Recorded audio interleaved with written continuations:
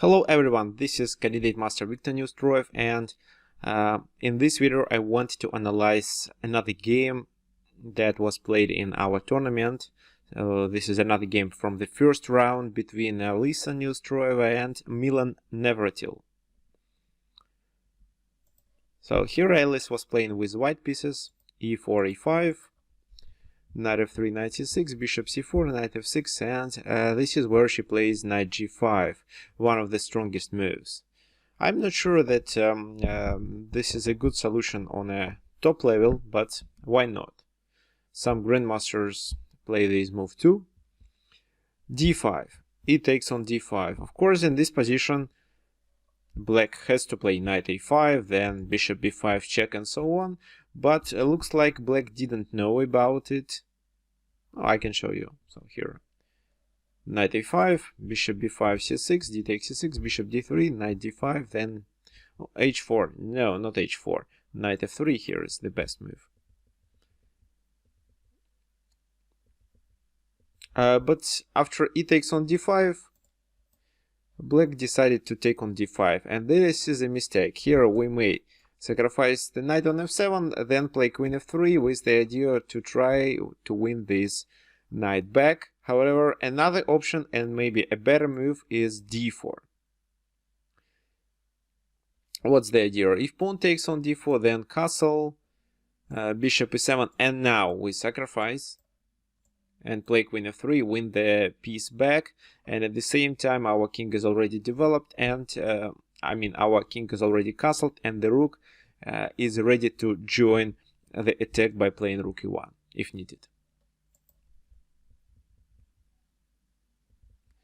However, in the game black decided to take with the knight, then c3. Here I believe the only move is b5 that forces us to play bishop d3. In this position, bishop d5 leads to a complicated position that is slightly better for white, but at the same time you need to know how to play.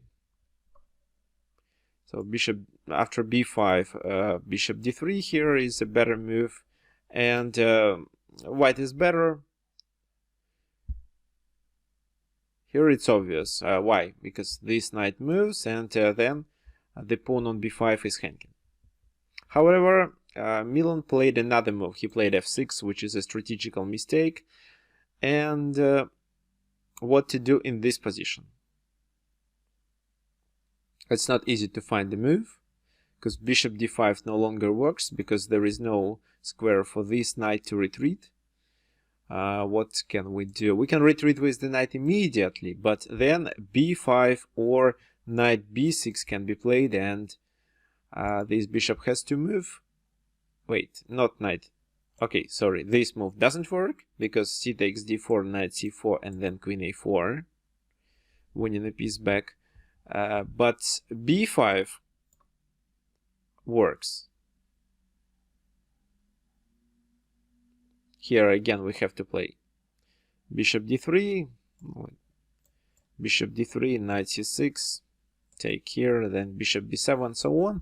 Of course white is better, but Alice decided to play in a more simple way. She took on after f6 she took on d4 immediately. Sorry, here c3, f6, she took on d4, f takes on g5, and then d takes on e5. This knight is hanging. Maybe instead of taking on e5 immediately, white could castle, but it's fine.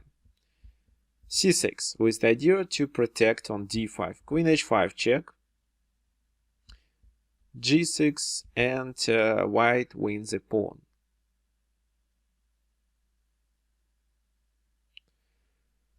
Queen g5, bishop g5, all the trades are in white favor. Bishop n7 now. How to play in this position? If I were playing for white, I would play h4. Let black take on g5, and then I can attack the h7 pawn. This is a potential weakness, while it's difficult to attack on g5. However, it was just bishop e7 played king e7. What I didn't like is that the king now came closer.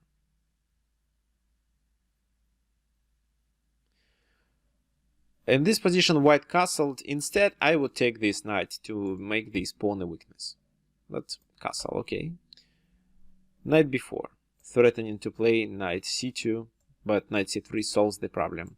Bishop e6, bishop takes e6, king takes e6, f4, protecting on e5, b5, the move that I don't understand at all, a3, knight d3, rook b1. Yeah, this is a bad idea, of course. Instead, we can do something like this. Knight takes, but then rook d6.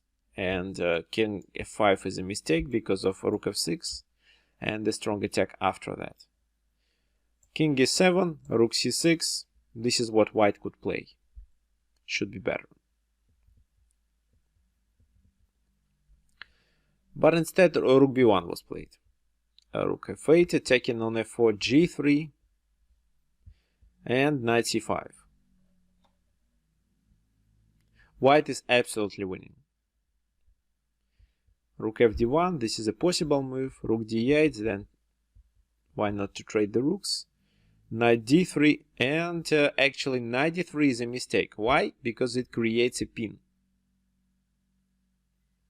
What now black can do, white can do? White can play knight e4 with the idea to give a check on c5, or just play knight f2 and win this knight, or maybe rook. Rook d7, but this is a mistake, and this is where I want you to find the best move, the winning move for white, that Alice actually didn't play. I don't really know why. Maybe she played too fast, but this is just a simple tactical strike. Rook d3, rook takes d3, and knight c5. Here, white is absolutely winning. Black has no ideas what to do. He can't attack the knight because e6, and the game is over. White promotes first. Instead, she played knight g5 check with the idea to capture the pawn on h7. King to f5. And of course, in this position, if again, if I were playing for white, I would play e6. Why? Because it's difficult to stop the pawn now. How to play? Rook d6, but e7. Looks like nobody can stop the pawn. If here rook d8, then e7, and rook has to leave the d file and leave this knight on d3 and protect it.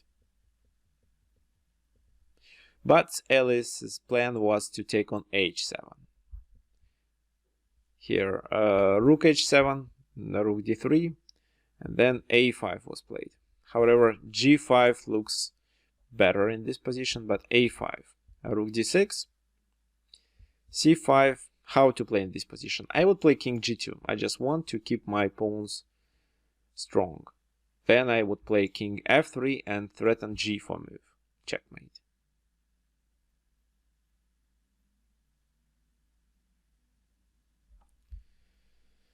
But rook f6 was played in the game, king e4, rook g6, and now white allows black to get into the camp on the queen side and take the pawn.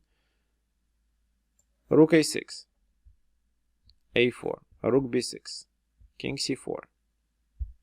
How to play in this position? Here it's obvious that white has two passed pawns. We don't even need the king. We should just play e6, f5, and so on. So e6, how to play? Don't really know. King d5, maybe f5. King e5 now, but then white takes all these pawns. By the way, here g4 can be played. And if king e4, just f6. And now nobody can stop two pawns. But king g2 was played. b4. A takes b4, c takes b4, rook a6, king b3. h4. Again, what's wrong? Why not to play e6? And then f5, because when these two pawns are on the 6th rank, they cost a rook. Okay, h4, rook d7, rook d6. Now, if black trades, white pawn is faster. Rook c7, rook d2, b takes a2, b takes a2, and then rook d6, a2, rook a6. king b2. Here black wants to promote the pawn. How to win in this position? Actually, 4 pawns wins against a rook. Just e6 is okay. a1, fine, let's take. King takes f5. How to stop them? Check? No. This move. Fine, then I play this move. Rook goes here, then I advance this pawn. This move, this pawn. He takes, but it's a queen. And with a queen and a few pawns, it's easy to win this position.